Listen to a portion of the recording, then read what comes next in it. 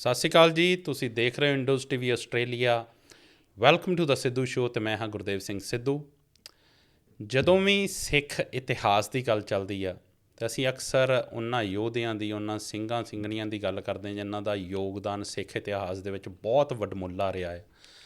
ਪਰ ਅੱਜ ਦੇ ਇਸ ਪੋਡਕਾਸਟ ਦੇ ਵਿੱਚ ਅਸੀਂ ਉਹਨਾਂ ਭੁੱਲੇ ਵਿਸਰੇ ਕਿਰਦਾਰਾਂ ਦੀ ਗੱਲ ਕਰਾਂਗੇ ਜਿਨ੍ਹਾਂ ਨੇ ਆਪਣਾ ਯੋਗਦਾਨ ਬਹੁਤ ਵਡਮੁੱਲਾ ਪਾਇਆ ਹੈ ਸਿੱਖ ਇਤਿਹਾਸ ਦੇ ਵਿੱਚ, ਪਰ ਅਸੀਂ ਕਿਤੇ ਨਾ ਕਿਤੇ ਉਹਨਾਂ ਕਿਰਦਾਰਾਂ ਨੂੰ ਆਪਣੇ ਚੇਤਿਆਂ 'ਚੋਂ ਵਿਸਾਰਤਾ।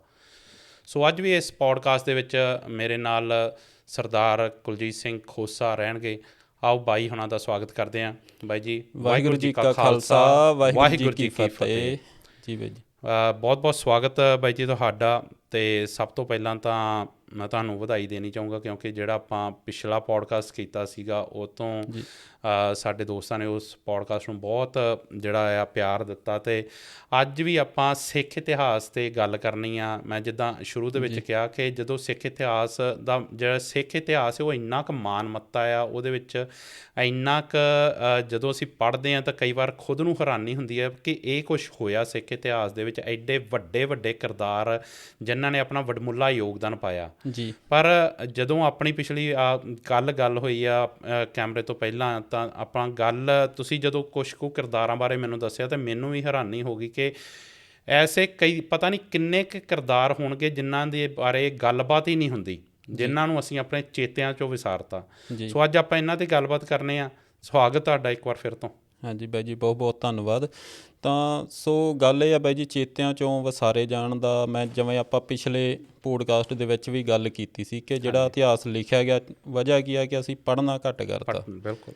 ਅਤੇ ਅਸੀਂ ਚਾਹੁੰਦੇ ਹਾਂ ਵੀ ਸਾਨੂੰ ਉਹ ਸ਼ਾਰਟ ਦੇ ਵਿੱਚ ਸਾਰਾ ਕੁਛ ਮਿਲ ਜੇ ਕਿਤੇ ਨਾ ਕਿਤੋਂ ਸੁਣ ਕੇ ਜਾਂ। ਅਤੇ ਤੁਹਾਨੂੰ ਪਤਾ ਹੈ ਕਿ ਅੱਜ ਕੱਲ੍ਹ ਜੋ ਸੁਣਨ ਸੁਣਾਉਣ ਦਾ ਜਿਹੜਾ ਚੱਕਰ ਚੱਲ ਰਿਹਾ ਹੈ ਅਤੇ ਉਹ ਕਿੰਨਾ ਕੁ ਜਿਹੜਾ ਸਹੀ ਹੈ। ਬਿਲਕੁਲ। ਅਤੇ ਇਸੇ ਤਰ੍ਹਾਂ ਬਾਈ ਆਪਾਂ ਅੱਜ ਜਿੰਨਾ 3-4 ਅਲੱਗ-ਅਲੱਗ ਜਿਹੜੇ ਸਿੱਖ ਕਿਰਦਾਰਾਂ ਬਾਰੇ ਗੱਲਬਾਤ ਕਰਾਂਗੇ ਜਿਹੜੇ ਬੜੀ ਉੱਚੀ ਸੁੱਚੀ ਸ਼ਖਸੀਅਤ ਦੇ ਮਾਲਕ ਹੋਏ ਨੇ। ਅਤੇ ਆਪਾਂ ਬਾਈ ਜੀ ਅਰਦਾਸ ਦੇ ਵਿੱਚ ਰੋਜ਼ਾਨਾ ਪੜ੍ਹਦੇ ਹਾਂ ਕਿ ਸ੍ਰੀ ਹਰਿਕ੍ਰਿਸ਼ਨ ਧਿਆਈਐ ਜਿਸ ਡਿੱਠੇ ਸਭ ਦੁੱਖ ਜਾਏ। ਬਿਲਕੁਲ। ਧੰਨ ਧੰਨ ਸਾਹਿਬ ਸ੍ਰੀ ਗੁਰੂ ਹਰਿਕ੍ਰਿਸ਼ਨ ਜੀ ਮਹਾਰਾਜ ਸੱਚੇ ਪਾਤਸ਼ਾਹ ਜੀ, ਉਹਨਾਂ ਦੇ ਬਾਰੇ ਇਤਿਹਾਸ ਬਾਰੇ ਕਾਫੀ ਜਾਣਦੇ ਨੇ ਕਿ ਜਦੋਂ ਦਿੱਲੀ ਦੇ ਵਿੱਚ ਸਨ ਤਾਂ ਉਦੋਂ ਉੱਥੇ ਚੇਚਕ ਫੈਲਦੀ ਆ ਜੀ, ਅਤੇ ਜਿਹਨੂੰ ਸ਼ੀਤਲਾ ਵੀ ਕਹਿ ਦਿੰਦੇ ਆ। ਅਤੇ ਗੁਰੂ ਪਾਤਸ਼ਾਹ ਜੀ ਕੀ ਕਰਦੇ ਨੇ ਕਿ ਦੀਨ ਦੁਖੀਆਂ ਦੇ ਜਿਹੜੇ ਦੁੱਖ ਆਪਣੇ ਸਿਰ ਲੈਂਦੇ ਨੇ ਅਤੇ ਸ਼ੀਤਲਾ ਨੂੰ ਅੰਗੀਕਾਰ ਕਰਦੇ ਨੇ। ਉਸ ਤੋਂ ਬਾਅਦ ਉਹ ਜੋਤੀ ਜੋਤ ਸਮਾ ਜਾਂਦੇ ਨੇ। ਹੁਣ ਆਪਾਂ ਨੂੰ ਇਹ ਲੱਗਦਾ ਵੀ ਇਹ ਜਿਹੜੀ ਸਾਖੀ ਆ ਉਹ ਇੱਥੇ ਹੀ ਸਮਾਪਤ ਹੋ ਗਈ ਹੋਣੀ ਆ, ਪਰ ਨਹੀਂ, ਇਹ ਸਾਖੀ ਕਦੇ ਵੀ ਸਮਾਪਤ ਨਹੀਂ ਹੁੰਦੀ। ਬਿਲਕੁਲ। ਨਾ ਸਾਖੀਆਂ ਸਮਾਪਤ ਹੋਣ, ਨਾ ਸੂਰਮਿਆਂ ਦੀਆਂ ਵਾਰਾਂ ਕਦੇ ਵੀ, ਇਹ ਤੁਰਦੀਆਂ ਰਹਿੰਦੀਆਂ ਨੇ। ਸੋ ਇਹ ਸਾਖੀ ਅੱਗੇ ਜਾ ਕੇ ਜਿਵੇਂ ਆਪਾਂ ਦੇਖਦੇ ਹਾਂ ਕਿ 1901 ਦੇ ਵਿੱਚ ਅਤੇ ਫਿਰ 3 ਦੇ ਵਿੱਚ 2 ਵਾਰੀ ਪਲੇਗ ਆ ਜਿਹੜੀ ਉਹ ਫੈਲਦੀ ਆ ਪੰਜਾਬ ਦੇ ਵਿੱਚ। ਬੜਾ ਜ਼ੋਰ ਪਿਆ ਸੀ ਪਲੇਗ ਦਾ, ਅਤੇ ਇਹਦੇ ਬਾਰੇ ਪੜ੍ਹਿਆ ਸੁਣਿਆ ਹੋਣਾ ਜਾਂ ਬਜ਼ੁਰਗ ਸਾਡੇ ਜਾਣਦੇ ਸਨ। ਬਿਲਕੁਲ। ਅਤੇ ਇੱਕ ਪਿੰਡ ਆ ਬਾਈ ਜੀ ਜਗਰਾਵਾਂ ਦੇ ਲਾਗੇ, ਮੰਡਿਆਣੀ ਪਿੰਡ ਪੈਂਦਾ, ਮੰਡਿਆਣੀ ਕਰਕੇ ਨਾਮ ਆ ਉਹਦਾ। ਅਤੇ ਉੱਥੋਂ ਦੇ ਜਿਹੜੇ ਲੋਕ ਆ ਉਹ ਜਾਣਦੇ ਹੋਣਗੇ ਸਾਰੀ ਘਟਨਾ ਦੇ ਬਾਰੇ ਜੋ ਹੋਈ ਸੀਗੀ। ਅਤੇ ਉੱਥੋਂ ਦੀ ਇੱਕ ਬੜੀ ਮਹਾਨ ਸ਼ਖਸੀਅਤ ਹੋਇਆ ਸਿੱਖ ਪੰਥ ਦੀ, ਧੰਨ ਧੰਨ ਸੰਤ ਬਾਬਾ ਮਿੱਤ ਸਿੰਘ ਨਿਹੰਗ ਸਿੰਘ ਜੀ। ਅਤੇ ਉਹਨਾਂ ਦੇ ਆਪਾਂ ਅੱਜ ਉਹਨਾਂ ਦੀ ਗੱਲ ਨਹੀਂ ਕਰਾਂਗੇ, ਉਹਨਾਂ ਦੇ ਮਾਤਾ ਪਿਤਾ ਜੀ ਦੀ ਗੱਲ ਕਰਾਂਗੇ। ਬਾਬਾ ਮਿੱਤ ਸਿੰਘ ਨਿਹੰਗ ਸਿੰਘ ਜੀ ਦੇ ਪਿਤਾ ਜੀ ਦਾ ਨਾਮ ਸੀਗਾ ਸਰਦਾਰ ਕਰਮ ਸਿੰਘ ਜੀ, ਮਾਤਾ ਜੀ ਦਾ ਨਾਮ ਵੀ ਸੀ ਸਰਦਾਰਨੀ ਕਰਮ ਕੌਰ ਜੀ। ਅਤੇ ਮਾਤਾ ਕਰਮ ਕੌਰ ਜੀ ਅਤੇ ਸਰਦਾਰ ਕਰਮ ਸਿੰਘ ਜੀ ਜਦੋਂ 1901 ਦੇ ਵਿੱਚ ਪਲੇਗ ਦੀ ਬਿਮਾਰੀ ਫੈਲਦੀ ਆ ਤਾਂ ਸਾਰੇ ਆ ਜਿਹੜੇ ਪਿੰਡਾਂ ਦੇ ਪਿੰਡ ਖਾਲੀ ਹੋ ਗਏ ਸੀ। ਕੁਝ ਜਿਨ੍ਹਾਂ ਨੂੰ ਬਿਮਾਰੀ ਹੋਈ, ਜਿਵੇਂ ਰਿਸ਼ਤੇਦਾਰ ਵੀ ਸੀ ਜਾਂ ਸਕੇ ਸੰਬੰਧੀ ਵੀ ਸੀ, ਉਹਨਾਂ ਨੂੰ ਕੋਈ ਸੁੱਧ ਬੁੱਧ ਨਹੀਂ ਰਹੀ ਸੀ, ਆਪਦਿਆਂ ਨੂੰ ਵਿਲਕਦਾ ਛੱਡ ਕੇ ਭੱਜ ਗਏ ਸੀ ਪਿੰਡ ਦੇ ਵਿੱਚੋਂ।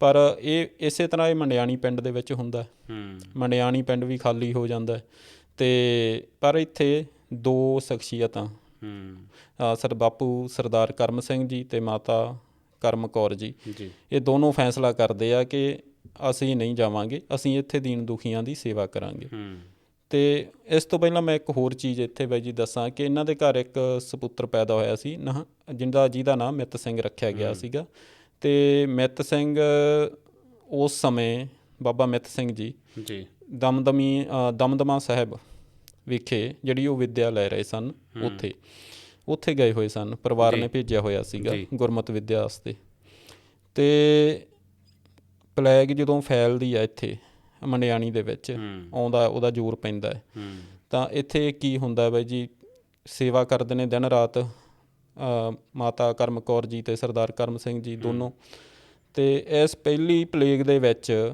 ਮਾਤਾ ਕਰਮ ਕੌਰ ਜੀ ਨੂੰ ਜਿਹੜੀ ਪਲੇਗ ਦੀ ਬਿਮਾਰੀ ਉਹ ਹੋ ਜਾਂਦੀ ਹੈ, ਅਤੇ ਆਪ ਹੋ ਜਾਂਦੀ ਹੈ ਜੀ, ਅਤੇ ਸੇਵਾ ਕਰਦੇ ਹਾਂ, ਅਤੇ ਉਹ ਇੱਥੇ ਕਾਲ ਚਲਾਣਾ ਕਰ ਜਾਂਦੇ ਨੇ। ਹੁਣ ਇਹ ਸੇਵਾ ਕੀ ਕਰਦੇ ਸੀਗੇ ਕਿ ਜਿਨ੍ਹਾਂ ਨੂੰ ਪਲੇਗ ਦੀ ਬਿਮਾਰੀ ਸੀਗੀ, ਜਿਹੜੇ ਤੜਫ ਰਹੇ ਸੀ, ਉਹਨਾਂ ਦੀ ਸਾਂਭ ਸੰਭਾਲ ਅਤੇ ਉਹਨਾਂ ਦਾ ਦੇਖਣਾ, ਖਿਆਲ ਰੱਖਣਾ, ਅਤੇ ਜਿਹੜੀਆਂ ਕਾਫੀ ਮੌਤਾਂ ਹੋ ਗਈਆਂ ਸੀ, ਕੀ ਕਰਦੇ ਸੀ ਕਿ ਗੱਡਿਆਂ ਦੇ ਵਿੱਚ ਉਹਨਾਂ ਨੂੰ ਪਾ ਕੇ, ਗੱਡੇ ਦੇ ਵਿੱਚ ਲਾਸ਼ਾਂ ਇਕੱਠੀਆਂ ਕਰਕੇ ਸਿਵਿਆਂ ਦੇ ਵਿੱਚ ਲਿਜਾ ਕੇ ਉਹਨਾਂ ਦਾ ਸੰਸਕਾਰ ਕਰਨਾ, ਫਿਰ ਗੁਰਬਾਣੀ ਦਾ ਉਹ ਸਾਰਾ ਜੋ ਹੁੰਦਾ ਵੀ ਉਹ ਕਰਦੇ ਸੀਗੇ, ਜੋ ਨਾ ਅੰਤਮ ਰਸਮਾਂ ਹੁੰਦੀਆਂ ਨੇ। ਅਤੇ ਫਿਰ 1901 ਦੇ ਵਿੱਚ ਜਦੋਂ ਮਾਤਾ ਜੀ ਅਕਾਲ ਚਲਾਣਾ ਕਰ ਜਾਂਦੇ ਨੇ ਪਹਿਲੀ ਪਲੇਗ ਦੇ ਵਿੱਚ, ਫਿਰ ਇਸੇ ਤਰ੍ਹਾਂ 1903 ਦੇ ਵਿੱਚ ਹੁੰਦਾ।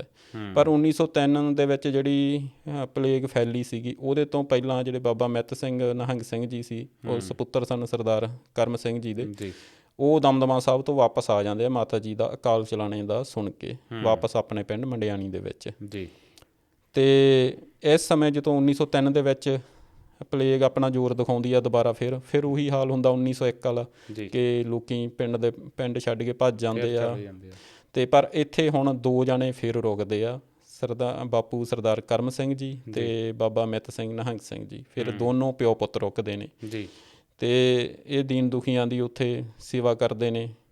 ਅਤੇ ਇਸ ਪਲੇਗ ਦੇ ਵਿੱਚ ਕੀ ਹੁੰਦਾ, ਸਰਦਾਰ ਕਰਮ ਸਿੰਘ ਜੀ ਨੂੰ ਪਲੇਗ ਹੋ ਜਾਂਦੀ ਆ, ਅਤੇ ਉਹ ਅਕਾਲ ਚਲਾਣਾ ਕਰ ਜਾਂਦੇ ਨੇ। ਅਤੇ ਇੱਥੇ ਇੱਕ ਹੋਰ ਜਿਹੜੀ ਚੀਜ਼ ਹੁੰਦੀ ਹੈ ਕਿ ਫਿਰ ਬਾਬਾ ਮਿੱਤ ਸਿੰਘ ਨਿਹੰਗ ਸਿੰਘ ਜੀ ਬੜੀ ਛੋਟੀ ਉਮਰ ਦੇ ਹੁੰਦੇ ਨੇ, ਪਰ ਉਹ ਆਪਣੀ ਸੇਵਾ ਜਾਰੀ ਰੱਖਦੇ ਆ। ਅਤੇ ਇਹ ਸੇਵਾ ਦੇ ਦੌਰਾਨ ਉਹਨਾਂ ਨੂੰ ਵੀ ਪਲੇਗ ਜਿਹੜੀ ਹੋ ਜਾਂਦੀ ਹੈ, ਬਾਬਾ ਮਿੱਤ ਸਿੰਘ ਨਿਹੰਗ ਸਿੰਘ ਜੀ ਨੂੰ। ਹੁਣ ਕੋਈ ਦੇਖਭਾਲ ਵਾਲਾ ਹੈ ਨਹੀਂ ਸੀ ਆਸੇ ਪਾਸੇ। ਉਦੋਂ ਉਹਨਾਂ ਦੀ ਉਮਰ ਕਿੰਨੀ ਸੀਗੀ? ਉਹਨਾਂ ਦੀ ਉਮਰ ਦਾ ਜਿਹੜਾ ਅੰਦਾਜ਼ਾ ਸੀ, ਉਹਨਾਂ ਦਾ ਜਨਮ ਸੀਗਾ 1887-88 ਦਾ ਸੀਗਾ। ਅਤੇ ਆਪਾਂ 1903 ਦੀ ਗੱਲ ਕਰ ਰਹੇ ਹਾਂ। ਹਾਂਜੀ, 1903 ਦੀ 15 ਸਾਲਾਂ ਦੀ ਉਮਰ ਸੀਗੀ ਉਹਨਾਂ ਦੀ ਜੀ। ਅਤੇ ਉਹਨਾਂ ਨੂੰ ਜਦੋਂ ਹੋ ਜਾਂਦੀ ਆ, ਹੁਣ ਕੋਈ ਦੇਖਭਾਲ ਕਰਨ ਵਾਲਾ ਹੈ ਨਹੀਂ ਸੀ ਆਲੇ ਦੁਆਲੇ, ਅਤੇ ਕਈ ਦਿਨ ਬੇਸੁੱਧ ਹੋ ਕੇ ਉਹ ਪਏ ਰਹਿੰਦੇ ਆ ਵਿਹੜੇ ਦੇ ਵਿੱਚ ਹੀ ਘਰ ਦੇ। ਅਤੇ ਪਾਣੀ ਦੀ ਜਿਹੜੀ ਗੜਵੀ ਆ ਕੋਲ ਰੱਖ ਲੈਂਦੇ ਆ, ਜਦੋਂ ਕਦੇ ਸੁਰਤ ਆਉਂਦੀ ਸੀਗੀ ਮਾੜੀ ਮੋਟੀ, ਅਤੇ ਉਹ ਪਾਣੀ ਪੀ ਲੈਂਦੇ ਸੀਗੇ। ਅਤੇ ਪਰ ਗੁਰੂ ਮਹਾਰਾਜ ਦੀ ਕਿਰਪਾ ਹੁੰਦੀ ਆ, ਉਹਨਾਂ ਨੂੰ ਜੀਵਨ ਦਾਨ ਮਿਲਦਾ ਗੁਰੂ ਪਾਤਸ਼ਾਹ ਵੱਲੋਂ।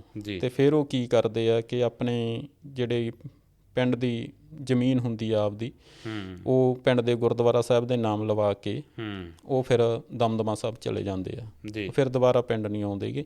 ਸੋ ਇਹ ਉਹਨਾਂ ਦੀ ਸੇਵਾ ਸੀਗੀ। ਇਹ ਆਪਣੇ ਪਹਿਲੇ ਕਿਰਦਾਰ ਸਨ ਬਾਪੂ ਸਰਦਾਰ ਕਰਮ ਸਿੰਘ ਜੀ, ਮਾਤਾ ਕਰਮ ਕੌਰ ਜੀ ਅਤੇ ਬਾਬਾ ਮਿੱਤ ਸਿੰਘ ਨਿਹੰਗ ਸਿੰਘ ਜੀ। ਦਮਦਮਾ ਸਾਹਿਬ ਤੋਂ ਬਾਅਦ ਫਿਰ ਉਹ ਹਜ਼ੂਰ ਸਾਹਿਬ ਜਾਂਦੇ ਆ। ਫਿਰ ਉਹਨਾਂ ਦਾ ਉੱਥੇ ਇੱਕ ਬੜਾ ਨਾਮ ਹੁੰਦਾ, ਬੜੀ ਉਹਨਾਂ ਨੇ ਸੇਵਾ ਕੀਤੀ, ਲੋਕਾਂ ਨੂੰ ਜਿਹੜਾ ਰੱਬ ਨਾਲ ਜੋੜਿਆ।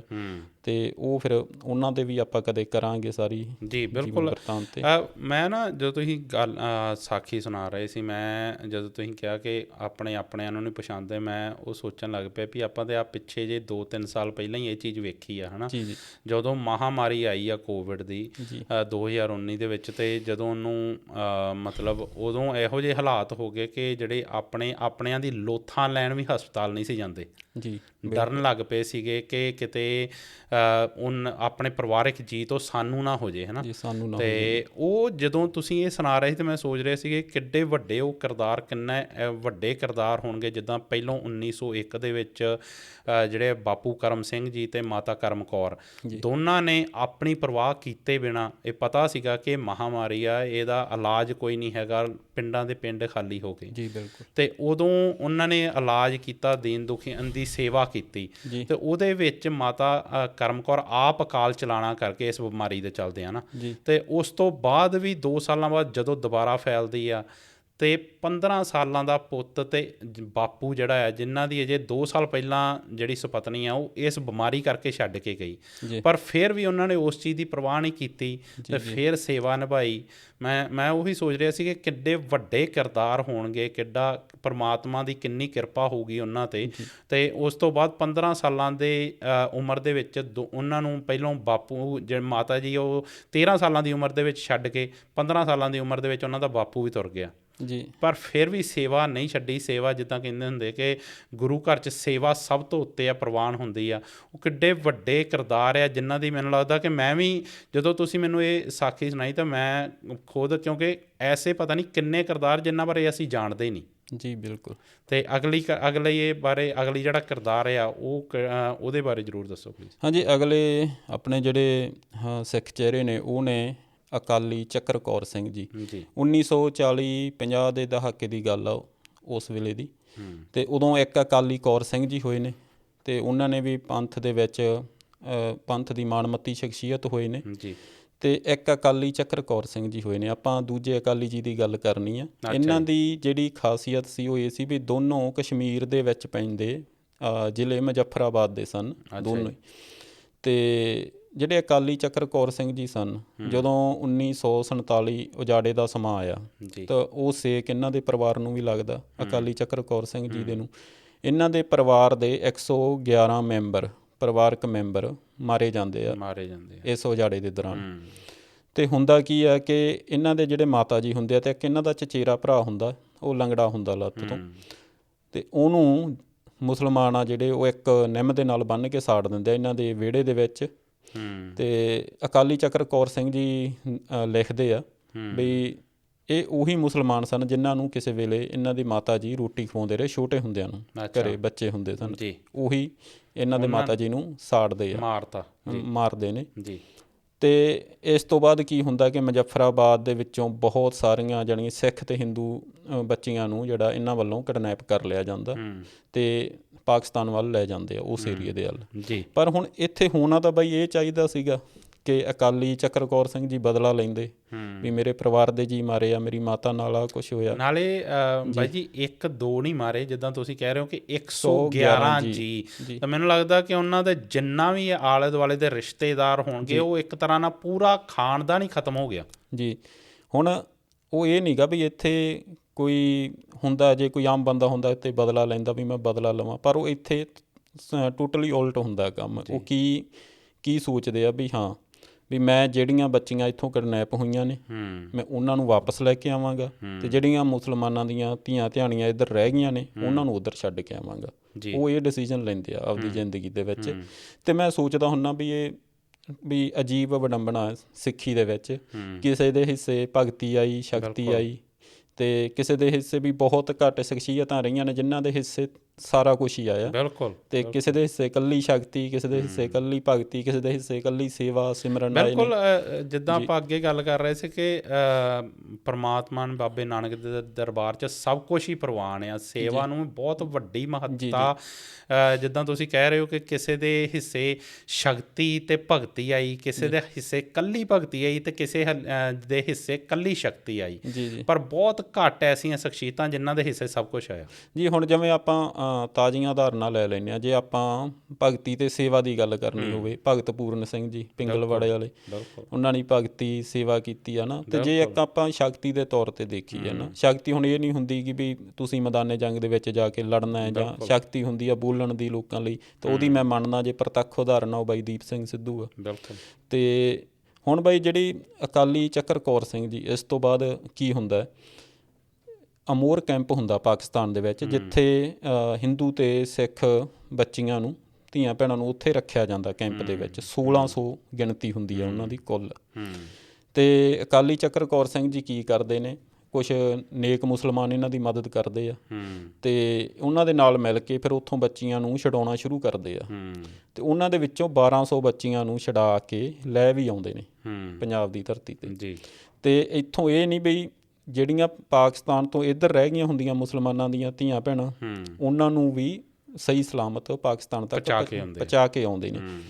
ਹੁਣ ਬਈ ਇੱਥੇ ਨਾ ਜਿਹੜੀ ਇੱਕ ਚੀਜ਼ ਬੜੀ ਬੇਚੈਨ ਕੀਤਾ ਜਿਹੜੀ ਚੀਜ਼ ਨੇ, ਜਦੋਂ ਇਹ ਇੱਕ ਕਿਤਾਬ ਆ ਬਈ ਪਾਕਿਸਤਾਨ ਦੇ ਸਫ਼ਰ 1947 ਦੇ ਉਜਾੜੇ ਦੀ ਗਾਥਾ। ਇਹ ਅਕਾਲੀ ਚੱਕਰ ਕੌਰ ਸਿੰਘ ਜੀ ਦੀਆਂ ਹੱਥ ਲਿਖਤਾਂ ਨੇ, ਇਹ ਡਾਇਰੀ ਲਿਖਦੇ ਹੁੰਦੇ ਸੀ ਆਪਦੀ, ਅਤੇ ਉਹਨੂੰ ਹੁਣ ਛਾਪਿਆ ਗਿਆ ਅਕਾਲੀ ਲਿਖਤਾਂ ਦੇ ਵੱਲੋਂ, ਅਤੇ ਉਹਦੇ ਵਿੱਚ ਇਹ ਸਾਰੀ ਗਾਥਾ ਜਿਹੜੀ ਦਰਜ ਹੈ। ਠੀਕ ਹੈ ਜੀ। ਅਤੇ ਇਸ ਤੋਂ ਇਲਾਵਾ ਮੈਂ ਪਹਿਲੀ ਵੀ ਦੱਸਣੀ ਭੁੱਲ ਗਿਆ ਜਿਹੜੀ ਬਿਲਕੁਲ, ਕਿਉਂਕਿ ਕਈ ਵਾਰ ਸਾਨੂੰ ਐਂ ਲੱਗਦਾ ਹੁੰਦਾ ਕਿ ਇਹ ਜੇ ਸ਼ਾਇਦ ਮਨ ਘੜਤ ਗੱਲਾਂ ਆ ਜਾਂ, ਤਾਂ ਮੈਂ ਚਾਹੂੰਗਾ ਕਿ ਜੋ ਕੁਛ ਵੀ ਅਸੀਂ ਅੱਜ ਗੱਲਾਂ ਕਰ ਰਹੇ ਹਾਂ ਉਹਦਾ ਰੈਫਰੈਂਸ ਜ਼ਰੂਰ ਤੁਸੀਂ ਨਾਲ ਦੀ ਨਾਲ ਦੇ ਦਿਓ, ਕਿ ਜੇ ਸਾਡੇ 'ਚ ਜਿਹੜੇ ਦੋਸਤ ਆ ਉਹ ਉਸ ਚੀਜ਼ ਨੂੰ ਪੜ੍ਹਨਾ ਵੀ ਚਾਹੁਣ ਤਾਂ ਕਿੱਥੋਂ ਪੜ੍ਹ ਸਕਦੇ ਆ। ਹਾਂਜੀ, ਅਤੇ ਇਹ ਜਿਸ ਤਰ੍ਹਾਂ ਆਪਾਂ ਕਿਤਾਬ ਦਾ ਨਾਮ ਦੱਸ ਚੁੱਕੇ ਹਾਂ ਕਿ ਅਕਾਲੀ ਲਿਖਤਾਂ ਨੇ, ਅਤੇ ਪਾਕਿਸਤਾਨ ਦੇ ਉਜਾੜੇ ਦੀ ਗਾਥਾ ਹੈ ਜਿਹੜੀ 1947 ਦੀ, ਉਹਦਾ ਨਾਂ ਹੈ ਪੂਰਾ। ਅਤੇ ਜਿਹੜੀ ਇਸ ਤੋਂ ਪਹਿਲਾਂ ਆਪਾਂ ਇੱਕ ਸਾਖੀ ਦੀ ਗੱਲ ਕੀਤੀ ਆ ਸਰਦਾਰ ਕਰਮ ਸਿੰਘ ਜੀ ਦੀ, ਮਾਤਾ ਕਰਮ ਕੌਰ ਜੀ ਦੀ, ਉਹ ਵੀ ਮੈਂ ਦੱਸਣਾ ਭੁੱਲ ਗਿਆ ਸੀ ਕਿ ਉਹ ਇੱਕ 5 ਸੁੱਚੇ ਮੋਤੀ ਕਿਤਾਬ ਹੈ ਡਾਕਟਰ ਤਾਰਾ ਸਿੰਘ ਜੀ ਦੀ, 5 ਸੁੱਚੇ ਮੋਤੀ। ਹਾਂਜੀ, ਉਹਦੇ ਵਿੱਚ ਇਸ ਸਾਰੀ ਘਟਨਾ ਦਾ ਜ਼ਿਕਰ ਹੈ, ਅਤੇ ਉਹ 5 ਮਹਾਂਪੁਰਸ਼ਾਂ ਦੀਆਂ ਜੀਵਨੀਆਂ ਨੇ ਉਹਦੇ ਵਿੱਚ। ਠੀਕ ਹੈ ਜੀ। ਅਤੇ ਹੁਣ ਆਪਾਂ ਮੋਰ ਕੈਂਪ ਦੀ ਗੱਲ ਕਰ ਰਹੇ ਸੀਗੇ ਬਾਈ ਜੀ। ਇਸ ਵਿੱਚੋਂ ਜਿਹੜੀ ਸਭ ਤੋਂ ਵੱਧ ਜਿਸ ਚੀਜ਼ ਨੇ ਬੇਚੈਨ ਕੀਤਾ ਉਹ ਇਹ ਸੀਗੀ ਕਿ ਜਿਹੜੀਆਂ ਉੱਥੇ ਸਿੱਖ ਬੱਚੀਆਂ ਆਪਣੀਆਂ ਮਾਵਾਂ ਭੈਣਾਂ ਕੈਦ ਸੀਗੀਆਂ, ਉਹਨਾਂ ਦੇ ਪਰਿਵਾਰ ਖਤਮ ਹੋ ਗਏ ਸੀ ਮੋਰ ਕੈਂਪ ਦੇ ਵਿੱਚ, ਉਹ ਅਕਾਲੀ ਜੀ ਨੂੰ ਚਿੱਠੀਆਂ ਲਿਖਦੀਆਂ ਹੁੰਦੀਆਂ ਸੀ। ਉਹਨਾਂ ਨੂੰ ਪਤਾ ਲੱਗ ਗਿਆ ਵੀ ਕੋਈ ਸਾਨੂੰ ਛਡਾਉਣ ਦੀ ਕੋਸ਼ਿਸ਼ ਕਰ ਰਿਹਾ, ਵੀ ਆ ਰਿਹਾ ਸਾਡੇ ਲਈ, ਅਤੇ ਉਹ ਚਿੱਠੀਆਂ ਲਿਖਦੀਆਂ ਹੁੰਦੀਆਂ ਜੀ। ਅਤੇ ਉਹ ਚਿੱਠੀਆਂ ਦੇ ਵਿੱਚ ਜਿਹੜੀ ਗੱਲ ਲਿਖਦੀਆਂ ਸੀ ਕਿ ਅਕਾਲੀ ਜੀ ਵੀ ਸਾਨੂੰ ਇੱਥੋਂ, ਅਸੀਂ ਗੁਲਾਮ ਹਾਂ, ਸਾਨੂੰ ਇੱਥੋਂ ਛੇਤੀ ਛਡਾਓ, ਅਸੀਂ ਪੰਥ ਦੇ ਦਰਸ਼ਨ ਕਰਨੀਆਂ ਚਾਹੁੰਦੀਆਂ, ਅਤੇ ਫਿਰ ਆਪਣੇ ਜਿਹੜੇ ਬੱਚੇ ਆ ਵੀ ਉਹ ਪੰਥ ਦੇ ਸਪਿਰਦ ਕਰਕੇ ਫਿਰ ਭਾਵੇਂ ਸਾਨੂੰ ਮੌਤ ਆ ਜੇ। ਬੜੀਆਂ ਚਿੱਠੀਆਂ ਦੇ ਵਿੱਚ ਫਿਰ ਇੱਕ ਚਿੱਠੀ ਦੇ ਵਿੱਚ ਜਿਵੇਂ ਜ਼ਿਕਰ ਕਰਦੀਆਂ ਨੇ ਵੀ ਅਸੀਂ ਸ੍ਰੀ ਹਰਿਮੰਦਰ ਸਾਹਿਬ ਦੇ ਦਰਸ਼ਨ ਕਰਨਾ ਚਾਹੁੰਦੀਆਂ, ਅਤੇ ਉਸ ਤੋਂ ਬਾਅਦ ਭਾਵੇਂ ਸਾਨੂੰ ਮੌਤ ਆ ਜਾਵੇ। ਉਹਨਾਂ ਦੀ ਆਖਰੀ ਇੱਛਾ ਇਹ ਹੋਈ ਸੀਗੀ। ਅਤੇ 1200 ਦੇ ਜਿਹੜੀਆਂ ਬੱਚੀਆਂ ਸੀਗੀਆਂ ਉਹਨਾਂ ਨੂੰ ਕਾਮਯਾਬ ਰਹੇ, ਹਿੰਦੂ ਸਿੱਖ ਬੱਚੀਆਂ ਸੀ, ਕਾਮਯਾਬ ਰਹੇ ਅਕਾਲੀ ਜੀ ਉਹਨਾਂ ਨੂੰ ਵਾਪਸ ਲੈ ਕੇ ਆਉਣ 'ਚ, ਅਤੇ ਬਾਕੀਆਂ ਦਾ ਕੁਛ ਪਤਾ ਨਹੀਂ ਲੱਗਿਆ ਹੈਗਾ। ਅਤੇ ਇਹ ਅਕਾਲੀ ਚੱਕਰ ਕੌਰ ਸਿੰਘ ਜੀ ਦੀ। ਮੈਂ ਜਿੱਦਾਂ ਤੁਸੀਂ ਸ਼ੁਰੂ ਦੇ ਵਿੱਚ ਗੱਲ ਕੀਤੀ ਨਾ ਕਿ ਜਿਹੜੀਆਂ ਸਾਖੀਆਂ ਆ ਉਹ ਹਮੇਸ਼ਾ ਤੁਰਦੀਆਂ ਰਹਿੰਦੀਆਂ, ਜਾਂ ਯੋਧਿਆਂ ਦੀਆਂ ਵਾਰਾਂ ਜਿਹੜੀਆਂ ਉਹ ਹਮੇਸ਼ਾ ਅੱਗੇ ਤੁਰਦੀਆਂ ਰਹਿੰਦੀਆਂ। ਮੈਨੂੰ ਲੱਗਦਾ ਕਿ ਜੋ ਕੁਛ ਆ ਹੁਣ ਆਪਾਂ ਗੱਲ ਕੀਤੀ, ਇਹ ਵੀ ਜਦੋਂ ਅਬਦਾਲੀ ਦੇ ਸਮੇਂ 'ਤੇ ਉਹ ਜਿਹੜੇ ਭਾਰਤ ਨੂੰ ਲੁੱਟ ਕੇ ਅਤੇ ਇੱਥੋਂ ਦੀਆਂ ਇੱਜ਼ਤਾਂ, ਇੱਥੋਂ ਦੀਆਂ ਜਿਹੜੀਆਂ ਧੀਆਂ ਆ ਉਹ ਲੁੱਟ ਕੇ ਅਤੇ ਗਜਨੀ ਦੇ ਬਾਜ਼ਾਰਾਂ 'ਚ ਵੇਚਦਾ ਸੀ, ਉਦੋਂ ਵੀ ਜਿਹੜੇ ਸਾਡੇ ਸਿੱਖ ਜਰਨੈਲ ਸੀਗੇ ਉਹ ਉਹਨਾਂ ਨੂੰ ਰਾਤ ਨੂੰ, ਹੁਣ ਅਸੀਂ ਤਾਂ ਇੱਕ ਕੀ ਕਹਿੰਦੇ ਆ ਕਿ ਬਹੁਤ ਹੀ ਕੰਗਾਲੀ ਦੀ ਨਿਸ਼ਾਨੀ ਹੈ ਕਿ ਉਹ ਜਿਹੜੀ ਯੋਧਿਆਂ ਦੀ ਬਹਾਦਰੀ ਦਾ ਸੰਕੇਤ ਸੀਗਾ ਕਿ ਸਿੱਖਾਂ ਦੇ 12 ਵੱਜ ਗਏ। ਅਸੀਂ ਉਹਨੂੰ ਵੀ ਇੱਕ ਮਜ਼ਾਕ ਦੇ ਵਿੱਚ ਉਹਦੇ ਜੋਕ ਬਣਨ ਲੱਗ ਪਏ, ਉਹ ਕਿਉਂਕਿ ਸਾਨੂੰ ਉਸ ਚੀਜ਼ ਦਾ ਪਤਾ ਨਹੀਂ ਕਿ ਉਹਦੀ ਮਹੱਤਤਾ ਕੀ ਸੀ। ਉਦੋਂ ਰਾਤ ਨੂੰ 12 ਵਜੇ ਸਿੰਘ ਜਕਾਰੇ ਲਾ ਕੇ ਅਤੇ ਉਹਨਾਂ ਅਬਦਾਲੀ ਦੇ ਕੈਂਪਾਂ 'ਤੇ ਹਮਲਾ ਕਰਕੇ ਅਤੇ ਉਹਨਾਂ ਧੀਆਂ ਭੈਣਾਂ ਨੂੰ ਛਡਾ ਕੇ ਘਰੋਂ ਘਰ ਮਤਲਬ ਜਿਹੜੇ ਆ ਉਹ ਵਾਪਸ ਕਰਕੇ ਆਉਂਦੇ ਹੁੰਦੇ ਸੀ। ਉਹਨਾਂ ਨੂੰ ਇੱਜ਼ਤਾਂ ਜਿਹੜੀਆਂ ਘਰਾਂ ਦੀਆਂ ਇੱਜ਼ਤਾਂ ਆ ਉਹ ਸਹੀ ਸਲਾਮਤ ਵਾਪਸ ਕਰਕੇ ਆਉਂਦੇ ਹੁੰਦੇ ਸੀ। ਪਰ ਉਹੀ ਜਿਹੜੀ ਜੋ ਵਾਰ ਆ ਉਹ ਹੀ ਅੱਗੇ ਤੁਰਦੀ ਆ, ਅਤੇ ਉਹ ਜਿਹਦੀ ਗੱਲ ਤੁਸੀਂ ਹੁਣ ਕਰ ਰਹੇ ਹੋ। ਜੀ ਬਿਲਕੁਲ। ਸੋ ਇੱਥੇ ਥੋੜ੍ਹੀ ਜਿਹੀ ਜਾਣੀ ਕਹਾਣੀ ਬਦਲ ਜਾਂਦੀ ਆ ਵੀ ਕੁਛ ਲੜਨਾ ਭਿੜਨਾ ਨਹੀਂ ਪੈਂਦਾ ਹੈਗਾ, ਅਤੇ ਵੀ ਉਹ ਲੜਦੇ ਨਹੀਂ, ਇਸ ਤੋਂ ਟੋਟਲੀ ਕਿਨਾਰਾ ਵੱਟ ਲੈਂਦੇ। ਪਰ ਇਹ ਤਾਂ ਹੈ ਬਾਈ ਜੀ ਵੀ ਜਦੋਂ ਘਰੋਂ ਬੰਦਾ ਤੁਰਦਾ ਆ, ਖਾਸ ਕਰਕੇ ਕਿਸੇ ਲਈ ਤੁਰਦਾ ਆ, ਅਤੇ ਨਾਲੇ ਜਦੋਂ ਪਤਾ ਆ ਕਿ ਇੱਕ ਗੁਲਾਮ, ਮਤਲਬ ਜਿਵੇਂ ਹੁਣ ਤੁਸੀਂ ਦੱਸਿਆ ਕਿ ਉਹ ਚਿੱਠੀਆਂ ਦੇ ਵਿੱਚ ਲਿਖਿਆ ਸੀਗਾ ਕਿ ਅਸੀਂ ਗੁਲਾਮ ਆ, ਗੁਲਾਮ ਨੂੰ ਕੋਈ ਇੱਦਾਂ ਜੇ ਜਾ ਕੇ ਕਹੂਗਾ ਅਤੇ ਕਹਿਣ 'ਤੇ ਛੱਡਣਾ ਨਹੀਂ, ਉਹਦੇ ਲਈ ਵਿਉਂਤਬੰਦੀ ਕੀਤੀ ਜਾਂਦੀ ਆ ਕਈ ਕੁਛ। ਅਤੇ ਹਰ ਜੇ ਇਨਸਾਨ ਘਰੋਂ ਤੁਰਦਾ ਤਾਂ ਉਹਨੂੰ ਪਤਾ ਕਿ ਮੇਰੀ ਜਾਨ ਨੂੰ ਵੀ ਖਤਰਾ ਆ। ਅਤੇ ਉਹ ਮੈਨੂੰ ਲੱਗਦਾ ਕਿ ਉਹੀ ਵਾਰਾਂ ਅੱਗੇ ਤੁਰਦੀਆਂ ਆ। ਬਿਲਕੁਲ ਜੀ। ਅਤੇ ਹੁਣ ਜਿਹੜੀ ਆਪਾਂ ਅੱਗੇ ਗੱਲ ਕਰਨੀ ਆ ਜੀ, ਉਹ ਹੈਗੀ ਆ ਗੁਰੂ ਮਹਾਰਾਜ ਅਤੇ ਭਰੋਸੇ ਦੀ ਸਿਖਰ, ਜਿਹੜੀ ਸਿਖਰ ਹੁੰਦੀ ਆ ਇੱਕ, ਅਤੇ ਉਹ ਅਜੋਕੀ ਉਦਾਹਰਨ ਆ, ਇਹ ਨਹੀਂ ਕੋਈ ਆਪਾਂ ਪੁਰਾਣੇ ਸਮੇਂ ਦੇ ਵਿੱਚ ਨਹੀਂ ਜਾਵਾਂਗੇ। 1980 ਦੇ ਵਿੱਚ ਜਥੇਦਾਰ ਗੁਰਦਿਆਲ ਸਿੰਘ ਅਜਨੋਹਾ ਜੀ ਤਖਤ ਸ੍ਰੀ ਕੇਸਗੜ੍ਹ ਦੇ ਜਥੇਦਾਰ ਸਾਹਿਬ ਬਣਦੇ ਨੇ। ਅੱਛਾ ਜੀ। 1980 ਦੇ ਵਿੱਚ। 1980 ਮਤਲਬ 35-40 ਸਾਲ ਪੁਰਾਣੀ ਗੱਲ ਹੈ ਬਸ। ਜੀ। ਅਤੇ ਸ਼੍ਰੋਮਣੀ ਕਮੇਟੀ ਵੱਲੋਂ ਉਹਨਾਂ ਨੂੰ ਜਥੇਦਾਰ ਲਾਇਆ ਜਾਂਦਾ ਤਖਤ ਸ੍ਰੀ ਕੇਸਗੜ੍ਹ ਸਾਹਿਬ ਦਾ। ਉਹ ਕੀ ਕਰਦੇ ਆ, ਇੱਕ ਸਮੇਂ ਉਦੋਂ ਪਤਾ ਜਿਹੜੇ ਹਾਲਾਤ ਚੱਲ ਰਹੇ ਸੀਗੇ, ਸੰਤ ਬਾਬਾ ਜਰਨੈਲ ਸਿੰਘ ਜੀ ਸਨ ਉਦੋਂ, ਅਤੇ ਜਥੇਦਾਰ ਗੁਰਦਿਆਲ ਸਿੰਘ ਅਜਨੋਹਾ ਜੀ ਆਪਣਾ ਜਥੇਦਾਰ ਗੁਰਚਰਨ ਸਿੰਘ ਟੌਹੜਾ ਅਤੇ ਜਥੇਦਾਰ ਜਗਦੇਵ ਸਿੰਘ ਤਲਵੰਡੀ ਨਾਲ ਅਮਰੀਕਾ ਫੇਰੀ 'ਤੇ ਜਾਂਦੇ ਨੇ।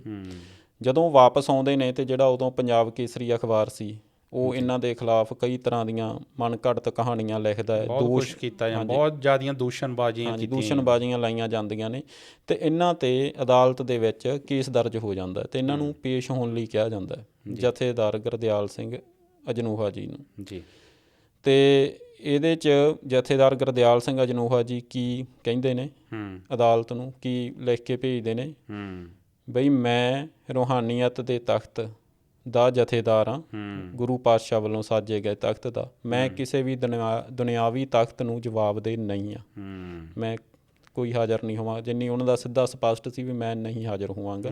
ਉਸ ਤੋਂ ਬਾਅਦ ਕੀ ਹੁੰਦਾ, ਉਹਨਾਂ ਤੋਂ ਜਿਹੜੇ ਉਹ ਦੋਸ਼ ਸੀ ਉਹ ਵਾਪਸ ਲੈ ਲਏ ਜਾਂਦੇ ਆ। ਅਤੇ ਮਹਿੰਦਰ ਸਿੰਘ ਪੱਤਰਕਾਰ, ਉਹਨਾਂ ਨੇ ਕਿਤਾਬ ਲਿਖੀ ਸੀ ਨਹੀਂ ਰੱਖੀ ਗਈ, ਉਹ ਲਿਖਦੇ ਆ ਵੀ ਕਹਿੰਦੇ ਸ਼ਾਇਦ ਕਹਿੰਦੇ ਵੀ ਜਿੰਨਾ ਕੁ ਮੈਂ ਪੜ੍ਹਿਆ, ਇਹ ਅਜੋਕੇ ਜੇ ਇਤਿਹਾਸ ਦੀ ਵੀ ਗੱਲ ਕਰ ਲਈਏ ਤਾਂ ਇਹ ਪਹਿਲੇ ਜਥੇਦਾਰ ਸਾਹਿਬ ਸੀ ਜਿਨ੍ਹਾਂ ਨੇ ਦੁਨਿਆਵੀ ਆਪਣਾ ਇਸ ਤਰ੍ਹਾਂ ਦੁਨਿਆਵੀ ਤਾਕਤ ਨੂੰ ਸਿੱਧਾ ਜਵਾਬ ਦਿੱਤਾ ਹੋਵੇ। ਅਤੇ ਇਸੇ ਤਰ੍ਹਾਂ ਦੀ ਬਾਈ ਇੱਕ ਪਿਆਰ ਜਿਹੜਾ ਗੁਰੂ ਮਹਾਰਾਜ 'ਤੇ ਭਰੋਸੇ ਦੀ ਜਿਹੜੀ ਆਪਾਂ ਸਿਖਰ ਦੀ ਗੱਲ ਕਰਦੇ ਹਾਂ, ਉਹ ਵੀ ਉਹ ਗੱਲ ਹੈਗੀ ਆ 1960 ਅਤੇ 70 ਦੇ ਸਮੇਂ ਦੀ। ਉਸ ਸਮੇਂ ਨਾ ਪੱਖੋ ਕਲਾਂ ਪਿੰਡ ਹੈ ਬਾਈ, ਉੱਥੋਂ ਦੇ ਹੁੰਦੇ ਸਨ ਸੰਤ ਬਾਬਾ ਇੰਦਰ ਸਿੰਘ ਜੀ।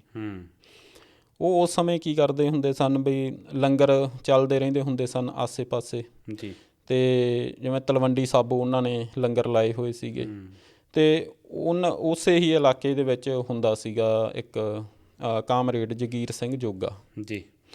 ਅਤੇ ਉਹਦਾ ਇੱਕ ਭਰਾ ਸੀਗਾ, ਉਹ ਵਿਚਾਰਾ ਨਾ ਦਿਮਾਗੀ ਪੱਖ ਤੋਂ ਥੋੜ੍ਹਾ ਜਿਹਾ ਸਿੱਧਰਾ ਸੀਗਾ, ਅਤੇ ਉਹ ਇੱਦਾਂ ਹੀ ਜਿਵੇਂ ਗੁਰੂ ਘਰਾਂ 'ਚ ਤੁਰੇ ਫਿਰਨਾ ਜਾਂ ਕਿਤੇ ਲੰਗਰ ਲੱਗ ਗਿਆ ਉੱਥੇ, ਫਿਰ ਉਵੇਂ ਜਿਵੇਂ ਆਪਣੇ ਕੁਛ ਹੁੰਦੇ ਆ ਨੌਜਵਾਨ ਜਿਵੇਂ ਝੇਡਾਂ ਵੀ ਕਈ ਵਾਰੀ ਕਰਦੇ, ਸ਼ਰਾਰਤਾਂ ਵੀ ਕਰਦੇ, ਉਹ ਹੁੰਦਾ ਉਹਦੇ ਨਾਲ ਜੀ।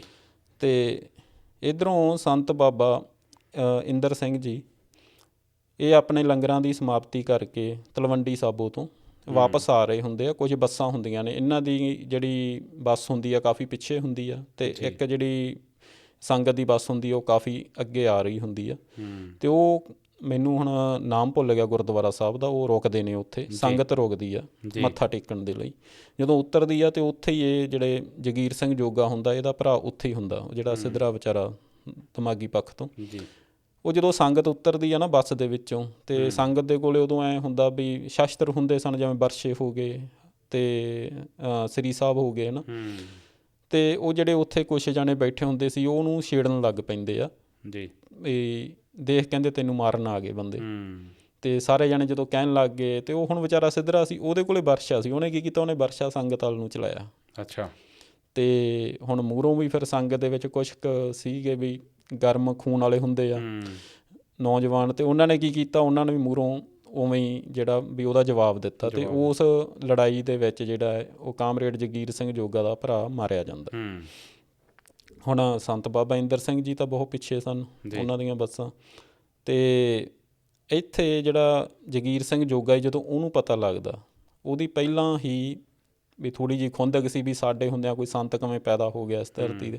ਉਹ ਜਿਹੜਾ ਸਾਰਾ ਇਲਜ਼ਾਮ ਆ, ਵਿਧਾਨ ਸਭਾ ਦੇ ਵਿੱਚ ਵੀ ਰਹੇ ਨੇ ਜੀ, ਉਹ ਸਾਰਾ ਇਲਜ਼ਾਮ ਜਿਹੜਾ ਸੰਤ ਬਾਬਾ ਇੰਦਰ ਸਿੰਘ ਜੀ ਦੇ ਸਿਰ ਮੜ ਦਿੰਦੇ ਆ ਜੀ, ਵੀ ਇਹਨੇ ਕਤਲ ਕੀਤਾ ਇਹਨਾਂ ਨੇ। ਅਤੇ ਕੀ ਹੁੰਦਾ ਬਾਈ, ਜਦੋਂ ਇਲਜ਼ਾਮ ਉਹਨਾਂ ਦੇ ਸਿਰ ਲੱਗਦਾ ਹੈ ਅਤੇ 2-3 ਥਾਣੇਦਾਰਾਂ ਦੇ ਨਾਲ ਮਿਲ ਕੇ, 2 ਥਾਣੇਦਾਰ ਹੁੰਦੇ ਆ, ਉਹਨਾਂ ਦੇ ਨਾਲ ਮਿਲ ਕੇ ਉਹਨਾਂ ਨੂੰ ਗ੍ਰਿਫਤਾਰ ਕਰਵਾ ਦਿੰਦੇ ਆ।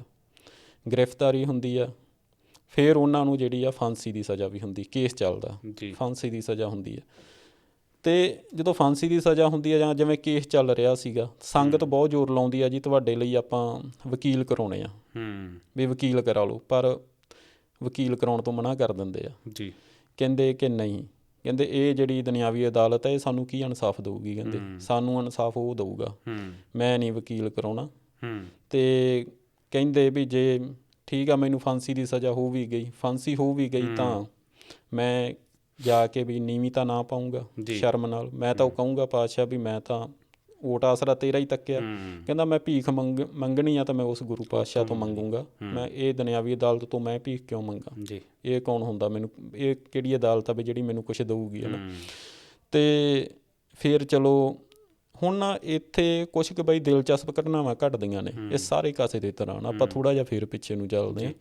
ਜਦੋਂ ਸੰਤ ਬਾਬਾ ਇੰਦਰ ਸਿੰਘ ਜੀ ਦਾ ਕੇਸ ਚੱਲ ਰਿਹਾ ਹੁੰਦਾ ਅਦਾਲਤ ਦੇ ਵਿੱਚ, ਉਦੋਂ ਜਿਹੜੇ 2 ਥਾਣੇਦਾਰ ਹੁੰਦੇ ਆ ਜਿਨ੍ਹਾਂ ਨੇ ਇਹ ਕੇਸ ਸਾਰਾ ਗ੍ਰਿਫਤਾਰ ਕੀਤਾ ਹੁੰਦਾ, ਉਹਨਾਂ ਦੀ ਮੌਤ ਹੋ ਜਾਂਦੀ ਐਕਸੀਡੈਂਟ ਦੇ ਵਿੱਚ, ਅੱਗੜ ਦੋਨਾਂ ਪਿਛੜ। ਦੀ? ਹਾਂ, ਅੱਗੜ ਪਿਛੜ ਹੁੰਦੀ ਆ ਸਮਾਂ ਪਾ ਕੇ, ਜੀ, ਪਰ ਉਸੇ ਸਮੇਂ ਦੌਰਾਨ ਹੀ, ਸੁਣਵਾਈ ਦੇ ਦੌਰਾਨ ਹੀ ਹੋ ਜਾਂਦੀ ਆ ਜੀ। ਉਹਨਾਂ ਦੀ ਮੌਤ ਹੁੰਦੀ ਆ। ਅਤੇ ਉਹਦਾ ਨਾ ਕੀ ਆ, ਇੱਕ ਡਰ ਪੈ ਜਾਂਦਾ ਉੱਥੇ ਸਾਰਿਆਂ ਨੂੰ ਵੀ ਇਹ ਸੰਤਾਂ ਨੂੰ ਫੜਿਆ ਹੋਇਆ, ਗਲਤ ਦੋਸ਼ ਲੱਗਿਆ। ਦੇਖ ਲਓ ਥਾਣੇਦਾਰਾਂ ਦਾ ਹਾਲ। ਅਤੇ ਕੀ ਹੁੰਦਾ ਬਾਈ ਜੀ, ਇੱਕ ਦਿਨ ਅਚਾਨਕ ਜਿਹੜਾ ਵਕੀਲ ਸੰਤਾਂ ਦੇ ਖਿਲਾਫ ਲੜ ਰਿਹਾ ਹੁੰਦਾ ਕੇਸ, ਉਹ ਇੱਦਾਂ ਹੀ ਚੱਲ ਰਹੀ ਹੁੰਦੀ ਆ ਸੁਣਵਾਈ, ਅਤੇ ਅਦਾਲਤ ਦੇ ਵਿੱਚ ਖੜਾ ਹੀ ਡਿੱਗ ਪੈਂਦਾ ਅਤੇ ਉਹਦੀ ਮੌਤ ਹੋ ਜਾਂਦੀ ਆ। ਅਤੇ ਇਹ ਦੇਖ ਕੇ ਜੱਜ ਵੀ ਡਰਦਾ, ਅਤੇ ਜੱਜ ਜਿਹੜਾ ਫਿਰ ਆਪਣੀ ਵਾਈਫ ਨੂੰ ਸਪੈਸ਼ਲੀ ਸੰਤ ਬਾਬਾ ਇੰਦਰ ਸਿੰਘ ਜੀ ਨੂੰ ਮਿਲਣ ਲਈ ਭੇਜਦਾ। ਅਤੇ ਉਹਦੀ ਵਾਈਫ ਮਾफ़ੀ ਮੰਗਦੀ ਆ ਸੰਤ ਬਾਬਾ ਇੰਦਰ ਸਿੰਘ ਜੀ ਤੋਂ, ਜੀ ਕਹਿੰਦੀ ਵੀ ਸਾਨੂੰ ਮਾफ़ ਕਰ ਦਿਓ, ਵੀ ਇਹ ਫੈਸਲਾ ਸਾਡਾ ਨਹੀਂ ਗਾ, ਅਤੇ ਵੀ ਇਹ ਫੈਸਲਾ ਜਿਹੜਾ ਸਰਕਾਰ ਦਾ, ਮੁੱਖ ਮੰਤਰੀ ਗੁਰਨਾਮ ਸਿੰਘ ਦਾ, ਉਦੋਂ ਮੁੱਖ ਮੰਤਰੀ ਗੁਰਨਾਮ ਸਿੰਘ ਹੁੰਦਾ ਸੀਗਾ, ਕੁਝ ਕੁ ਸਮੇਂ ਲਈ ਰਿਹਾ। ਅਤੇ ਹੁਣ ਇਹ ਬੜੀ ਅਜੀਬ ਗੱਲ ਆ ਵੀ ਇਹ ਮੁੱਖ ਮੰਤਰੀ ਕਿਵੇਂ ਅਦਾਲਤ ਦੇ ਵਿੱਚ ਜਾ ਕੇ ਫਾਂਸੀ ਦੀ ਸਜ਼ਾ ਸੁਣਵਾ ਦੂਗਾ ਨਾ। ਅਤੇ ਆਪਾਂ ਬਾਈ ਥੋੜ੍ਹਾ ਜਿਹਾ ਫਿਰ ਪਿੱਛੇ ਚੱਲੀਏ, ਅਤੇ ਜਿਹੜਾ ਇੱਕ ਮੁੱਖ ਮੰਤਰੀ ਪਹਿਲਾਂ ਰਹੇ ਪੰਜਾਬ ਦੇ, ਪ੍ਰਤਾਪ ਸਿੰਘ ਕੈਰੋਂ, ਉਹਨਾਂ ਨੇ ਵੀ ਇੱਦਾਂ ਹੀ ਕੀਤਾ ਸੀਗਾ। ਇੱਕ ਅਦਾਲਤ ਵਿੱਚ ਆਪਣਾ ਅਸਰ ਰਸੂਖ ਵਰਤ ਕੇ ਦੋ ਜਾਣਿਆਂ ਨੂੰ ਫਾਂਸੀ ਦੀ ਸਜ਼ਾ ਜਿਹੜੀ ਆ ਦਵਾਈ ਸੀਗੀ। ਅਤੇ ਫਿਰ ਉਹਨਾਂ ਦੇ ਦੋਸਤਾਂ ਨੇ ਯਾਨੀ ਬਦਲਾ ਲਿਆ ਸੀ ਮੁੱਖ ਮੰਤਰੀ ਪ੍ਰਤਾਪ ਸਿੰਘ ਕੈਰੋਂ ਦਾ ਕਤਲ ਕਰਕੇ ਜੀ ਉਸ। ਅਤੇ ਬਦਲਿਆ ਤਾਂ ਚਲੋ ਹੁਣ ਵੀ ਕੁਛ ਨਹੀਂ ਗਾ। ਉਹ ਆ ਕੇ ਚਲੋ ਮਾफ़ੀ ਮੰਗਦੇ ਆ ਸੰਤ ਬਾਬਾ ਇੰਦਰ ਸਿੰਘ ਜੀ ਤੋਂ। ਅਤੇ ਫਿਰ ਇੱਕ ਕੈਪਟਨ ਅਮਰਿੰਦਰ ਸਿੰਘ ਹੁਣਾਂ ਦਾ ਕੋਈ ਰਿਸ਼ਤੇਦਾਰ ਸੀ ਸ਼ਾਇਦ, ਉਹਦਾ ਨਾਂ ਗੁਰਸ਼ਰਨ ਸਿੰਘ ਜੈਜੀ ਸੀਗਾ, ਜਿਨ੍ਹਾਂ ਨੇ ਕੇਸ ਤਿਆਰ ਪਹਿਲਾਂ ਸਾਰਾ ਕੇਸ ਤਿਆਰ ਕੀਤਾ ਜੀ। ਜਦੋਂ ਉਹ ਵੀ ਥੋੜ੍ਹਾ ਡਰਦੇ ਆ ਇਸ ਗੱਲੋਂ, ਉਹ ਵੀ ਆ ਕੇ ਮਾफ़ੀ ਮੰਗਦੇ। ਫਿਰ ਕਹਿੰਦੇ ਜੀ ਮੈਂ ਤੁਹਾਡਾ ਕੇਸ ਲੜਨਾ ਚਾਹੁੰਦਾ। ਉਹ ਕਹਿੰਦੇ ਤੂੰ ਕੰਮ ਕਰ ਭਰਾ ਆਪਦਾ, ਵੀ ਛੱਡ ਹੁਣ, ਹੈ ਨਾ, ਵੀ ਮੈਂ ਨਾ ਕੋਈ ਵਕੀਲ ਕਰਾਂ। ਜਿਸ ਤਰ੍ਹਾਂ ਉਹ ਫਿਰ ਆਪਣੀ ਜਿੱਦ 'ਤੇ ਅੜੇ ਰਹੇ ਸੀ। ਉਹਨਾਂ ਨੂੰ ਵਿਸ਼ਵਾਸ ਜਿਹੜਾ ਉਹ ਪਰਮਾਤਮਾ 'ਤੇ ਸੀਗਾ। ਠੀਕ ਹੈ ਜੀ। ਫਿਰ ਦੇਖੋ ਜੀ ਬਈ ਹੁਣ ਸਾਰਿਆਂ ਨੂੰ ਪਤਾ ਲੱਗ ਗਿਆ ਉੱਥੇ ਵੀ ਇਹ ਸੰਤ ਕਿਸ ਸ਼ਖਸੀਅਤ ਦੇ ਮਾਲਕ ਨੇ। ਠੀਕ ਹੈ। ਫਿਰ ਹੌਲੀ ਹੌਲੀ ਕੀ ਹੁੰਦਾ ਬਈ ਸੰਤ ਨਹੀਂ ਕੋਈ ਵੀ ਵਕੀਲ ਕਰਦੇ ਜੀ, ਉਹ ਫਿਰ ਸਾਰਾ ਕੁਛ ਆਪ ਹੀ, ਜਿਹੜੇ ਪੁਲਿਸ ਵਾਲੇ ਹੁੰਦੇ ਆ ਜਾਂ ਵਕੀਲ, ਕਿਸੇ ਤਰੀਕੇ ਕਰਕੇ ਜਿਹੜੀ ਉਹ ਫਾਂਸੀ ਦੀ ਸਜ਼ਾ ਹੁੰਦੀ ਉਹ ਉਮਰ ਕੈਦ 'ਚ ਬਦਲਦੀ ਆ। ਅਤੇ ਫਿਰ ਉਹ ਉਮਰ ਕੈਦ 'ਚ ਬਦਲਦੀ ਆ, ਕੁਝ ਸਮਾਂ ਉਹ ਸਜ਼ਾ ਭੁਗਤ ਕੇ ਬਾਹਰ ਆਉਂਦੇ ਆ ਜੀ। ਅਤੇ ਫਿਰ ਕੁਝ ਕੁ ਸਮਾਂ ਉਹਨਾਂ ਨੇ ਪਹਿਲਾਂ ਅਕਾਲ ਚਲਾਣਾ ਕੀਤਾ, ਮੇਰੇ ਖਿਆਲ 'ਚ 3-4 ਸਾਲ ਪਹਿਲਾਂ ਉਹ ਰਹਿੰਦੇ ਵੀ ਆ ਇਸ ਦੁਨੀਆ 'ਤੇ। ਫਿਰ ਉਦੋਂ 1-2 ਘਟਨਾਵਾਂ ਜਿਹੜੀਆਂ, ਇੱਕ ਘਟਨਾ ਹੋਰ ਹੁੰਦੀ ਹੈ, ਜਿਹੜਾ ਮੁੱਖ ਮੰਤਰੀ ਗੁਰਨਾਮ ਸਿੰਘ ਹੁੰਦਾ, ਇਹਦੀ ਹੈਲੀਕਾਪਟਰ ਹੁੰਦੀ ਆ ਵੀ ਘਟਨਾ ਵਾਪਰਦੀ ਆ, ਹੈਲੀਕਾਪਟਰ ਨੂੰ ਅੱਗ ਲੱਗ ਜਾਂਦੀ ਆ, ਉਹਦੇ ਵਿੱਚ ਇਹਦੀ ਮੌਤ ਹੁੰਦੀ ਆ ਸੜ ਕੇ। ਅਤੇ ਉਹ ਵੀ ਜਾਨੀ ਇੱਕ ਉਸ ਸਮੇਂ ਲੋਕਾਂ ਵੱਲੋਂ ਇਹ ਚੀਜ਼ ਮੰਨੀ ਗਈ ਵੀ ਇਹਨੇ ਗਲਤ ਕੀਤੀ ਇਹ ਚੀਜ਼। ਜਿਵੇਂ ਚਾਹੁੰਦਾ ਇਸ ਚੀਜ਼ ਦਾ ਬਈ ਜੀ ਰੈਫਰੈਂਸ ਜ਼ਰੂਰ ਇੱਕ ਵਾਰ ਫਿਰ ਤੋਂ ਦੇ ਦਿਓ, ਜਿਹੜੀ ਆ ਚੀਜ਼ ਜਿਹੜੀ ਜੀ ਰੈਫਰੈਂਸ ਮੈਂ ਇਹ ਕਹਿੰਦਾ ਵੀ ਇੱਥੋਂ ਦੇ ਇੱਕ ਤਾਂ ਪੱਖੋ ਕਲਾਂ ਪਿੰਡ ਦੇ ਲੋਕ ਹੀ ਨੇ, ਅਤੇ ਖਾਸ ਤੌਰ 'ਤੇ ਇੱਕ ਤਰਕਸ਼ੀਲ ਵਿਚਾਰਧਾਰਾ ਦੇ ਆਪਣੇ ਬਾਈ ਹੈਗੇ ਨੇ ਗੁਰਚਰਨ ਸਿੰਘ ਪੱਖੋ ਕਲਾਂ ਵਾਲੇ, ਅਤੇ ਉਹਨਾਂ ਨੇ ਕਾਫੀ ਸਮਾਂ ਪਹਿਲਾਂ ਵੀ ਇਹਨਾਂ ਦੇ ਬਾਰੇ ਕਾਫੀ ਵਿਸਥਾਰ ਦੇ ਵਿੱਚ ਲਿਖ ਕੇ ਜਿਹੜਾ ਉਹਨਾਂ ਲਿਖਿਆ ਸੀਗਾ ਇਸ ਘਟਨਾ ਦੇ ਬਾਰੇ ਦੇ ਵਿੱਚ। ਅਤੇ ਇਹ ਆ ਵੀ ਇਹ ਇੱਕ ਪਿਆਰ ਦੀ ਸਿਖਰ ਸੀਗੀ, ਭਰੋਸੇ ਦੀ, ਵਿਸ਼ਵਾਸ ਦੀ ਗੁਰੂ ਮਹਾਰਾਜ ਦੇ ਉੱਤੇ। ਅਤੇ ਫਿਰ ਉਹ ਇੱਕ ਰੁਤਬਾ ਵੀ ਉਹਨਾਂ ਦਾ ਫਿਰ ਹੋਰ ਵੱਡਾ ਹੁੰਦਾ, ਜਿਹੜਾ ਉਹ ਧੰਨੇ ਭਗਤ ਵਾਂਗੂ ਵਿਸ਼ਵਾਸ ਨਾਲ ਤੇ ਪੱਥਰ 'ਚੋਂ ਵੀ ਰੱਬ ਲੱਭ ਜਾਂਦਾ। ਜੀ। ਅਤੇ ਫਿਰ ਉਹ ਇੱਕ ਬੜੇ ਵੱਡੇ ਰੁਤਬੇ 'ਤੇ ਤੋਂ ਪਹਿਲਾਂ ਹੀ ਰੁਤਬਾ ਉਹਨਾਂ ਦਾ ਬੜਾ ਉੱਚਾ ਸੀਗਾ ਸੰਤਾਂ ਦਾ, ਫਿਰ ਲੋਕਾਂ ਦਾ ਵਿਸ਼ਵਾਸ ਹੋਰ ਵੱਧਦਾ। ਸੋ ਇਸ ਤਰ੍ਹਾਂ ਦੀਆਂ ਜਿਹੜੀਆਂ ਸ਼ਖਸੀਅਤਾਂ ਹੋਈਆਂ ਨੇ, ਮੈਨੂੰ ਲੱਗਦਾ ਕਿ ਇਹਨਾਂ 'ਤੇ ਗੱਲ ਕਰਨੀ ਬਣਦੀ ਹੈ। ਅਤੇ ਆਪਾਂ ਕਿਉਂਕਿ ਐਸੇ ਕਿਰਦਾਰਾਂ 'ਤੇ ਮੈਨੂੰ ਲੱਗਦਾ ਕਿ ਅੱਜ ਦੇ ਸਮੇਂ 'ਚ ਵੀ ਬਹੁਤ ਸਾਰੇ ਇੱਦਾਂ ਦੇ ਕਿਰਦਾਰ ਆ ਜਿਹੜੀ ਸੱਚੀ ਸੇਵਾ ਨਾਲ ਜਿਹੜੀ ਆ ਸੰਗਤ ਦੀ ਸੇਵਾ ਕਰਦੇ ਆ, ਦੀਨ ਦੁਖੀਆਂ ਦੀ ਸੇਵਾ ਕਰਦੇ ਆ। ਸੋ ਇਹਨਾਂ ਕਿਰਦਾਰਾਂ 'ਤੇ ਅਕਸਰ ਗੱਲ ਹੋਣੀ ਚਾਹੀਦੀ ਆ, ਕਿਉਂਕਿ ਅਸੀਂ ਮਤਲਬ ਐਸੇ ਕਿਰਦਾਰਾਂ ਨੂੰ ਆਪਣੇ ਚੇਤਿਆਂ 'ਚੋਂ ਵਿਸਾਰ ਜਾਂਦੇ ਹਾਂ। ਸੋ ਅੱਜ ਜਾਣ ਤੋਂ ਪਹਿਲਾਂ ਮੈਂ ਤੁਹਾਡੇ ਤੋਂ, ਜਿੱਦਾਂ ਮੈਂ ਕਿਹਾ ਕਿ ਪਿਛਲੇ ਜਿਹੜਾ ਪ੍ਰੋਗਰਾਮ ਸੀ ਉਹਨੂੰ ਵੀ ਬਹੁਤ ਪਿਆਰ ਮਿਲਿਆ, ਅਤੇ ਤੁਸੀਂ ਅੱਜ ਵੀ ਬਹੁਤ ਸੋਹਣੀਆਂ ਗੱਲਾਂ ਕੀਤੀਆਂ। ਮੈਂ ਜਾਣ ਤੋਂ ਪਹਿਲਾਂ ਇੱਕ ਵਾਅਦਾ ਲੈਣਾ ਕਿ ਮੇਰੀ ਕੋਸ਼ਿਸ਼, ਜਦੋਂ ਆਪਾਂ ਪ੍ਰੋਗਰਾਮ ਸਟਾਰਟ ਕੀਤੇ ਸੀ ਪੋਡਕਾਸਟ, ਮੈਂ ਪਿਛਲੇ ਪ੍ਰੋਗਰਾਮ 'ਚ ਵੀ ਕਿਹਾ ਕਿ ਮੇਰਾ ਮੰਤਵ ਇਹੀ ਸੀਗਾ ਕਿ ਅਸੀਂ ਸਿੱਖ ਇਤਿਹਾਸ ਦੇ ਵਿੱਚ ਕਿਤੇ ਨਾ ਕਿਤੇ ਉਹ ਜਿਹੜੇ ਕਿਰਦਾਰ ਆ, ਜਿਨ੍ਹਾਂ ਦੀਆਂ ਗੱਲਾਂ ਬਾਤਾਂ ਹੁੰਦੀਆਂ ਆ, ਉਹਨਾਂ ਨੂੰ ਆਪਣੇ ਆਉਣ ਵਾਲੀ ਪੀੜ੍ਹੀ ਤੱਕ, ਕਿਉਂਕਿ ਬਹੁਤ ਸਾਰੀਆਂ ਐਸੇ ਕਿਰਦਾਰ ਜਿਨ੍ਹਾਂ ਦਾ ਸਾਨੂੰ ਨਹੀਂ ਪਤਾ ਅਤੇ ਸਾਡੇ ਬੱਚਿਆਂ ਨੂੰ ਤਾਂ ਕੀ ਪਤਾ ਹੋਣਾ। ਸੋ ਅਸੀਂ ਕੋਸ਼ਿਸ਼ ਕਰਨੀ ਆ ਕਿ ਉਹ ਜਿਹੜੇ ਕਿਰਦਾਰ ਆ ਉਹਨਾਂ ਦੀ ਗੱਲਾਂ ਬਾਤਾਂ ਜਿਹੜੀਆਂ ਸਾਡੇ ਬੱਚਿਆਂ ਤੱਕ ਪਹੁੰਚਾਈਏ, ਉਹਦੇ ਵਿੱਚ ਯੋਗਦਾਨ ਪਾਉਣਾ। ਇਸ ਲਈ ਜਾਣ ਤੋਂ ਪਹਿਲਾਂ ਮੈਂ ਤੁਹਾਡਾ ਇਹ ਵਾਅਦਾ ਜ਼ਰੂਰ ਲੈਣਾ ਕਿ ਤੁਸੀਂ ਵਾਰ-ਵਾਰ ਜਿਹੜਾ ਉਹ ਸਮਾਂ ਕੱਢ ਕੇ ਐਸੇ ਕਿਰਦਾਰਾਂ ਨੂੰ ਸਾਡੇ ਤੱਕ ਲੈ ਕੇ ਪਹੁੰਚੋਗੇ। ਹਾਂਜੀ ਜ਼ਰੂਰ। ਅਤੇ ਇੱਕ ਹੋਰ ਆਪਾਂ ਸੰਗਤ ਤੋਂ, ਸਰੋਤਿਆਂ ਤੋਂ ਵੀ ਆਪਾਂ ਗੁਰੂ ਪਾਤਸ਼ਾਹ ਦੀਆਂ ਗੱਲਾਂ ਕਰ ਰਹੇ ਹਾਂ, ਸਿੱਖ ਇਤਿਹਾਸ ਦੀਆਂ ਮਾਣਮੱਤੀਆਂ ਸ਼ਖਸੀਅਤਾਂ ਦੀਆਂ ਗੱਲਾਂ ਕਰ ਰਹੇ ਹਾਂ, ਉਹਨਾਂ ਦੀਆਂ ਸਾਖੀਆਂ ਸੁਣਾਉਂਦੇ ਹਾਂ।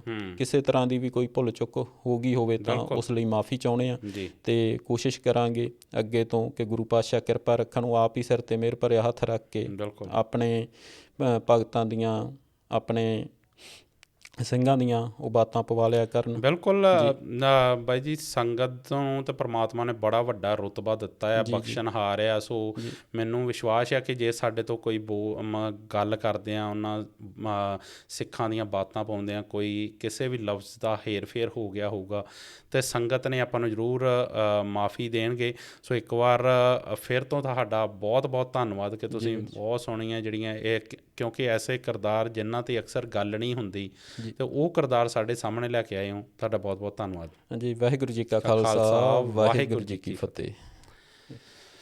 ਉਮੀਦ ਕਰਦਾ ਹਾਂ ਤੁਹਾਨੂੰ ਜਿਹੜੀ ਸਾਡੀ ਅੱਜ ਦੀ ਗੱਲਬਾਤ ਆ ਉਹ ਪਸੰਦ ਆਈ ਹੋਊਗੀ, ਕਿਉਂਕਿ ਜਦੋਂ ਮੈਂ ਗੱਲ ਕੀਤੀ ਕਿ ਸਿੱਖ ਇਤਿਹਾਸ ਐਡਾ ਕੁ ਮਾਣਮੱਤਾ ਹੈ, ਇਹਦੇ ਵਿੱਚ ਐਸੇ ਕਿਰਦਾਰ ਆ ਜਿਨ੍ਹਾਂ ਦੀ ਵਾਰ-ਵਾਰ ਗੱਲ ਜਿਹੜੀ ਆ ਉਹ ਕਰਨੀ ਬਣਦੀ ਆ, ਅਤੇ ਕੁਛ ਐਸੇ ਕਿਰਦਾਰ ਜਿਨ੍ਹਾਂ ਨੂੰ ਅਸੀਂ ਆਪਣੇ ਚੇਤਿਆਂ 'ਚੋਂ ਵਿਸਾਰਤਾ। ਅਸੀਂ ਕੋਸ਼ਿਸ਼ ਕਰਿਆ ਕਰਾਂਗੇ ਵਾਰ-ਵਾਰ ਕਿ ਐਸੇ ਕਿਰਦਾਰਾਂ ਨੂੰ ਤੁਹਾਡੇ ਸਾਹਮਣੇ ਲੈ ਕੇ ਆਈਏ। ਜੇ ਇਹ ਪ੍ਰੋਗਰਾਮ ਚੰਗਾ ਲੱਗਿਆ ਤਾਂ ਇਹਨੂੰ ਅੱਗੇ ਸ਼ੇਅਰ ਜ਼ਰੂਰ ਕਰਿਓ ਅਤੇ ਇਸ ਪ੍ਰੋਗਰਾਮ ਦੀ ਫੀਡਬੈਕ ਸਾਡੇ ਤੱਕ ਜ਼ਰੂਰ ਪਹੁੰਚਾਇਓ। ਮੈਂ ਤੁਹਾਨੂੰ ਅਗਲੇ ਹਫ਼ਤੇ ਅਗਲੇ ਪੋਡਕਾਸਟ 'ਚ ਮਿਲੂੰਗਾ। ਬਹੁਤ ਬਹੁਤ ਧੰਨਵਾਦ। ਜਿਉਂਦੇ ਵਾਸਤੇ ਰਹੋ। ਰੱਬ ਰਾਖਾ।